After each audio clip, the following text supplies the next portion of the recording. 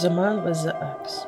Sometimes the most terrifying moments in life are when reality mirrors our darkest fears.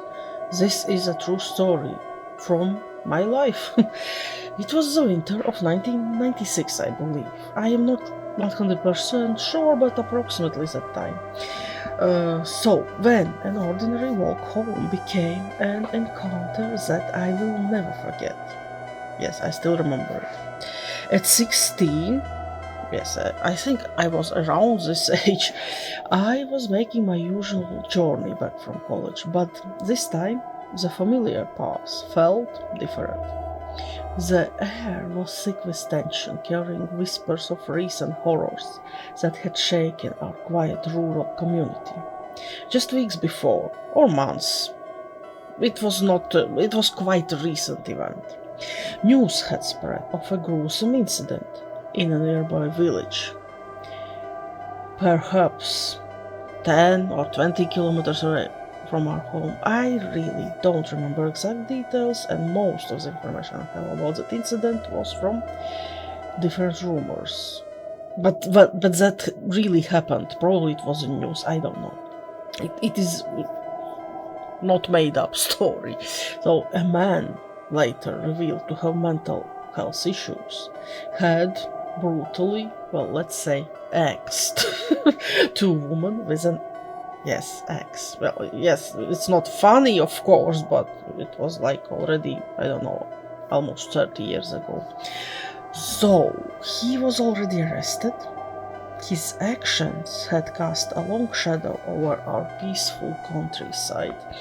Something like this do not happen often, even in the 90s. Very hard times in a post-Soviet country, with a lot of criminals walking around. But it still was shocking, of course. That evening, as darkness descends early, as it often does in winter at that time, I found myself facing approximately 5-kilometer walk from the bus stop to our isolated homestead. The road wound through a landscape of silent fields and blooming forests where houses were kilometers apart, and encounters with other souls were rare. Well, it's really almost nobody walks there. This is the exact road in winter. This is how it looks. I think it still looks like that. Yes, I think you can imagine how it feels to walk on this road in the dark.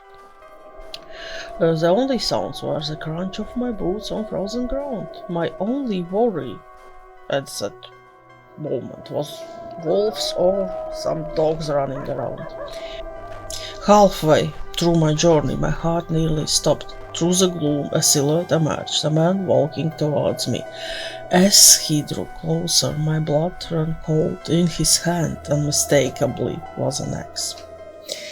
Time seemed to stretch as we approached each other on that narrow rural road. My mind raced with possibilities, each more terrifying than the last. I was alone, vulnerable, with nowhere to run in this vast empty landscape.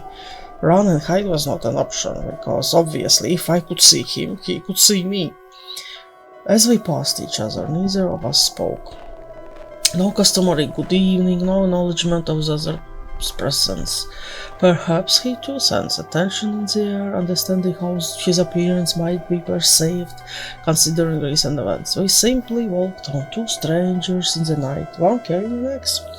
I don't remember if I told this story to anybody at that time, because if you think about it, nothing special really happened. Looking back, I realize the incident perfectly encapsulates life in our rural area. What was a moment of pure terror for me was technically an ordinary encounter, twisted by circumstance and timing. The man was likely just finishing his day's work, with axe as normal in his hand as a briefcase would be to a city dweller. In these parts, such tools are not just for labor, probably, but for protection against the wild. Well, I think it could work. Maybe, at least, you could feel a little safer. Because wolves, lynxes, and even the occasional bear might roam our forests. I told I told the story to my mom recently. She was really surprised, but then, well, she was not surprised about the situation, well, or maybe she was, but she was like, how crazy that I experienced something like this. So then she said she might know who he was because he still walks around with an axe, and yes, he helps people with some firewood preparations. Sometimes I think about returning to live in that area again. If I do, I think it's really a good idea. Perhaps I will find myself walking those same dark roads with the axe in a hand, unwittingly becoming someone else's nightmare. After all, in the countryside, the line between ordinary and extraordinary is often as thin as the blade of an axe. And actually, yes, I did have some other even more extraordinary experiences, memories, situations. From there, and not just from there, yeah. Okay, yeah, thanks for watching, and goodbye.